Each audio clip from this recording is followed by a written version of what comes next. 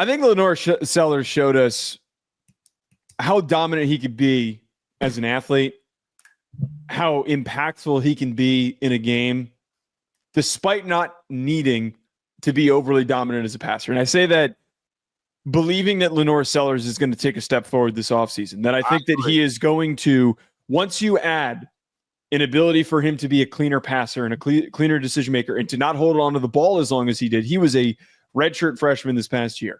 Yep. I think he's going to become even more dangerous.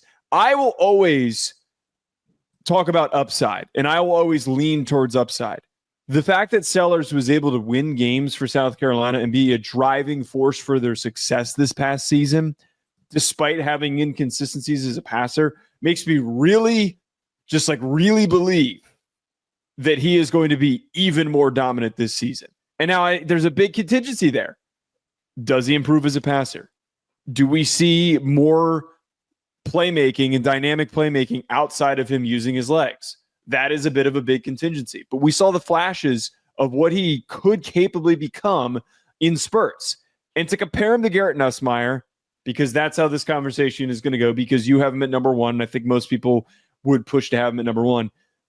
Nussmeier's been around for a while. He started a full season last year. He had a lot of brilliant moments and reminded us of why he could be a first-round pick. But God, I get frustrated with the turnovers. I get really frustrated with the silly decision-making. It's not even aggressiveness to make big plays. It's bad decisions that takes his team out of games. If he improves that is incredibly important and necessary for LSU to take a leap forward. But I just don't feel like he has that in him. That's been my biggest problem with Nussmeier, is that there's just that innate Daniel Jones type decision-making that has held him back. I do think he's more gifted than Daniel Jones as a passer. We'll get to Garrett in just a minute. There's a couple things I want to talk about LaNorris Sellers that I think that your overall take will be right. Production will be wrong, though. Let me tell you why. That team completely changed when Rocket Sanders got out of that lineup. Vastly different team when they could not lean on the running game in big moments. Let's talk about what happened a year ago, and I think it's very crucial for LaNorris Sellers. You talked about improving as a passer. I agree. Look, the 7 turnovers that he had, 5 of them came before halfway through the season. He had 2 at the remaining part of the season, 1 being in the bowl game. Again, we've had this conversation with a running back at slot receiver. They have not developed very well at the receiver position. He's got a brand new offensive coordinator as well that he's got to rebuild the rapport with. And I thought as the season went on that Loggins and the crew really did good with him. And look, he was just a freak athlete. I do think that even statistically, if it's down, I think his play will be elevated. I don't know if they can rebound from some of the things that they got to overcome as a team. There are a lot of things that they are missing. I know that this is going to sound stupid. How many stops did South Carolina get to be able to get him the ball late in games like the Clemson game or like the Texas A&M game when he goes off the way that he does?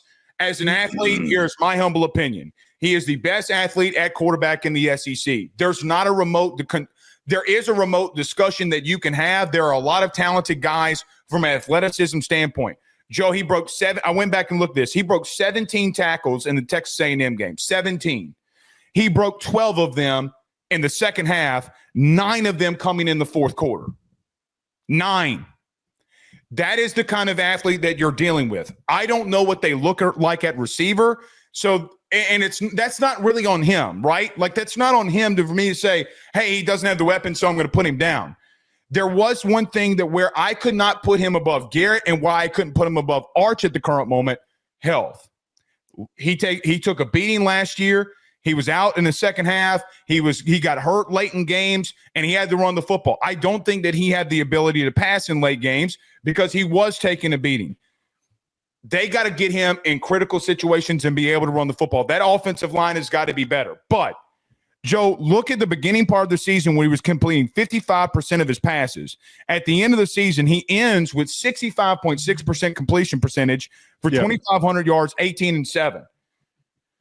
The dude's a really good quarterback, man. I think if this dude were anywhere else and he had a better offensive line, better weapons, we would be having a national championship type of conversation about the team that he's on. I do think he's that talented. That's why I'm not coming at you after that. The problem of why I couldn't put him above Garrett, the problem of why I couldn't put him above Arch. I do think as a passer, those two guys have a higher ceiling, and I think that it comes down to those two guys have better weapons. I do think South Carolina takes a step back, which ultimately hurts him. So it's a little biased about not really him, but things that are around him that I don't know if he'll succeed with. Okay, so the last part I disagree with. I think that Arch has a higher ceiling than him because Arch has shown us like in some insane highlights. Oh, I agree. The way that he's tapped in, and the team that he's on is unbelievable. And he has a prolific offensive coach that knows how to coach him up and coach the team up. I don't agree about Nussmeier though. Like I feel like Nussmeier removed the interceptions that he had, the 12 interceptions that he had. Mm-hmm. Nussmeier statistically hit his ceiling. 4,000 yards, 35 passing touchdowns, which is a great season. The way that he improves is he removes the interceptions. I wouldn't call that like a higher ceiling, though, if he throws less than 12 interceptions. That's just him making less mistakes. You don't think that Garrett's a better overall passer than he is and has a higher ceiling as a passer? He's obviously a better passer, and he has a big arm. But I think in college football, to be really, truly successful, you need to have good athleticism. I don't think Garrett Nussmeier has that. And that's why I said as a passer, I think that. But I think LaNorris has a high ceiling as a passer. He's got a huge arm. He just didn't know how to. We were watching a young kid that was just going out there and being just natural, like was just going out there and playing the sport and finding success and bringing energy to his team. That was what we watched.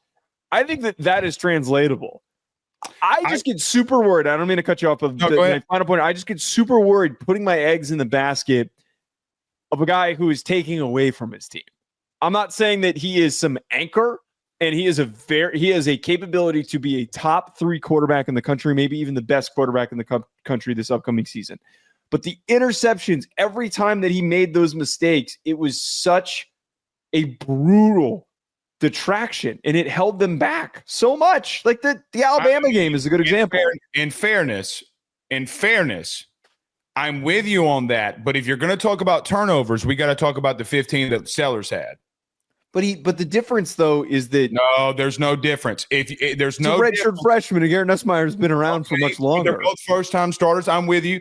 But if we're going to talk about one player's turnovers, you got to talk about the other ones. Joe, he lost 7 fumbles and threw 7 picks. One of them had a top 5 pick on the offensive line and multiple other All-American offensive linemen.